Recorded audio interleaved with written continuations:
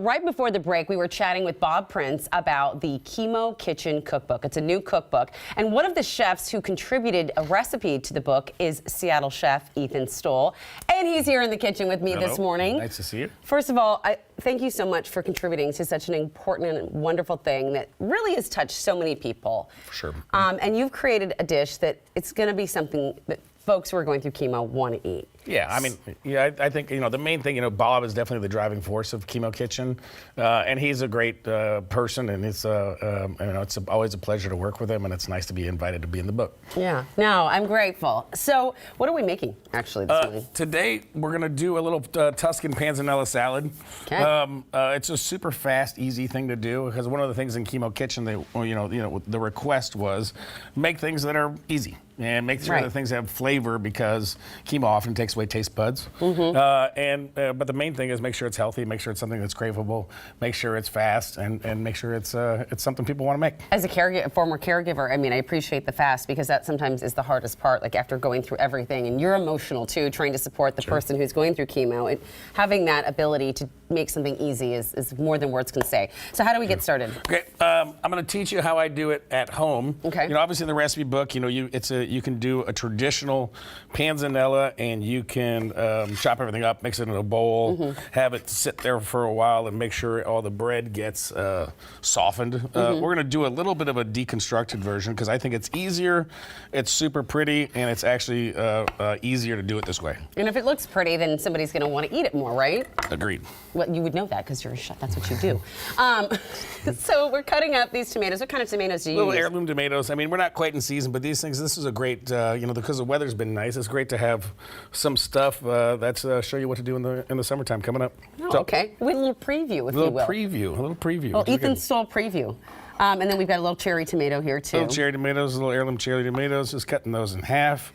This is really just about building flavor and building a salad. So we're going to do, this one's got a little bit of an anchovy dressing to it, because anchovies are one of my favorite things, and one of my favorite things to season with, whether it's pasta or a salad. Right. But we're just here building, having a good time. Already, it looks really nice. Yeah, it's good. It's good. Let's get some breadcrumbs, or the croutons, the little hand-torn croutons on top. So you just took kind of some French bread, or Took some French tore bread. it up, toasted it. Yep, that's it. Toast it a little bit, and then we have to. I do love red onions. Who? If you don't love a red onion, I mean, I know people give me a hard time because of things I don't always love, but red onion is just the best. Well, yeah, you were talking about you last night. I know, I was trying. I actually had asked Ethan for a tip, because when you're peeling an onion, you're like, how much of the skin do I take off? The outer skin? Do I just peel off the flaky part? Like, I don't know. And you said you peel off a lot. A lot. Yeah, I don't mind So now I feel justified when I just rip off that skin, and I don't mess around with trying to use my fingernail to peel it. Yeah, I agree. It is an onion, and the outer leaves are definitely a little bit more spicy, a little bit more tough, I will. So when you get in the inside, you have a little bit more of a tender. I didn't realize the outer leaves were more spicy. That's a good tip to learn. Where's my garlic? I gotta get my garlic here. There it is. Little garlic pod. Garlic, yep. Always, again, you have changed my world on when you kind of told me about always fresh garlic. Do not use the minced. Why are you doing that? You said, and I did. I went home that day and I smelled the garlic, and it smelled awful. It was like oxidized garlic. Yeah. And on this one, I always do sliced garlic. I love garlic. The pre-chopped, pre-peeled stuff is not what I like. And if I'm doing garlic, I like the sweetness of garlic, right? I don't like the spiciness of it, or that garlic flavor you get on your breath after having a ton of garlic. I mean, I don't care. I love garlic. I love garlic too. But the sliced stuff tends to be a little sweeter. Okay. And these anchovies I'm using, these are just oil-packed anchovies. Okay. Super simple. I think they're delicious. You want one? No, I'm good right now. All right. You talk about coffee breath and anchovy breath. You're going to have something else. I guess it is the morning time, huh? Dragon breath. Just chopping this up, too. Okay. And you put the garlic in here, and I assume the anchovies are going to join it, because you're making what, a little dressing, yep. Okay. I'm going to make a little dressing here, and we're going to add a little bit of olive oil. Always use good olive oil. This is one of my favorites. The Olivo Verde is just a great product. You get it. Oh, you can get. I like to get product that you can find readily in grocery stores. Okay. And that's one of the best, I think. Okay. A little bit of salt in there. Yeah. Ooh. Then we're going to get a little bit of lemon. I and love then lemon. you want to mix that up? Yeah, yes, I got you. I appreciate that. I love that anything. Lemon just seems to brighten everything. Yeah, lemon's great. I mean, on this dish, you can do.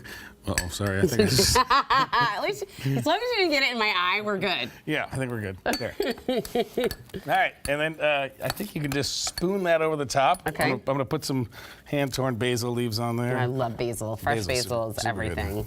And I just think that having things built on a platter like this and kind of thinking about salads is kind of just a building block process. Yeah. You can just spoon it over the top. I like the little slats in this spoon because it kind of helps you evenly distribute it better. Yeah, I mean, those are my favorite work spoons. I've never even seen a spoon like this. They're great for poaching eggs, and they're also great for handling, plating up stuff and all kinds of stuff. Those are basically the chef's spoon out there. Oh, who knew? See, clearly I'm not. It's all right. But now I learn something from you every time you're here. I'm so grateful. By the way, how are things going at the restaurants? Things are good. Yeah? Yeah, things are good. We have a great team, and we're kind of plugging along, and we've got a couple new projects. We've got a new tablespoons opening up in Redmond. We've got a new restaurant in the new convention center, which is exciting, coming up in a few months. So yeah, we're busy. You are busy. Oh, and you just did a partnership with Kitchen and Market. I tried the cacio de pepe. Oh yeah. I didn't do a very good job. You're gonna have to help me with that later. Kitchen and Market is great. Stephanie King is awesome. She's the CEO and founder, and it's a great business. It's super fun to go in there. She's got tons of energy. Well, I just love the product they serve is amazing. So. I love how connected this whole city is with you chefs here, and how everyone is so supportive of each other. And I'm so grateful for everything that you've done for the Chemo Kitchen cookbook. I know so many people are going to be more grateful than you can imagine. Yeah, and there's other great chefs from Seattle in there. There's Tom Douglas, there's Eric Tanaka, Thierry Rattero, there's Brady from Tomo. Oh, wow. So a lot of great chefs. All of y'all are in here. That's right. And then a bunch from around the country. It really was a kind of a national cookbook that came together and people contributing and wanted to make sure something happened. Did you hear my stomach just then? Totally was just growling. Was it? All right. Yeah. All right, so I guess I better eat this. Then. Okay, I'm just gonna go here. Very good. Sorry? So good, so fresh. You got the anchovy too. I saw it. I am. It was so good. Oh my gosh. If you would like a link to Ethan's Panzanella recipe, we've got it on New Day's website, or you can just text the word recipe to 206-448-4545. We'll send you a link straight to your home. Oh, we forgot the cheese. Well, I didn't forget it, but you can add it on. This is one of those salads you can just keep on building, keep on going. That's delicious. I brought extra stuff for us. Thank you so much. And if you all at home, you're dealing with this, someone you know and love is going through chemo, or you are a caregiver, much love to you. Hang in there. Get the book, please. Get the book.